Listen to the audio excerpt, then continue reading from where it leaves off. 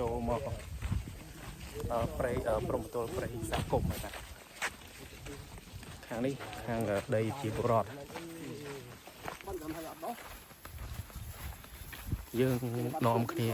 ចុះទៅល្បាតព្រៃនៅសហគមន៍ CBA ក្រីកសុកសានច្រឡំនៅ CBA លងជ្រៃនៅភូមិលងជ្រៃឃុំលងជ្រៃ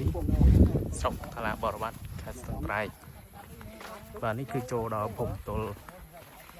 ព្រៃសហគមន៍ហើយ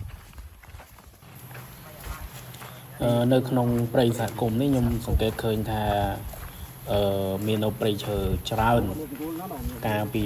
3-4 ឆ្នាំមុននៅក្នុងព្រៃសហគមន៍នេះមិនសូវមានព្រៃទេតែដោយសារសហគមន៍គាត់ការពារបានល្អទប់ស្កាត់បទល្មើសមិនឲ្យមានភ្លើងឆេះមិនឲ្យមានអ្នកចូលលួចកាប់ទន្ទ្រានច្រើនអញ្ចឹងធ្វើឲ្យអាកូនឈើដែលដុះតូចៗឡើងវិញដោយបងប្អូនបានឃើញអញ្ចឹងគឺដុះឡើងវិញច្រើនខ្លាំងមែនតើហើយ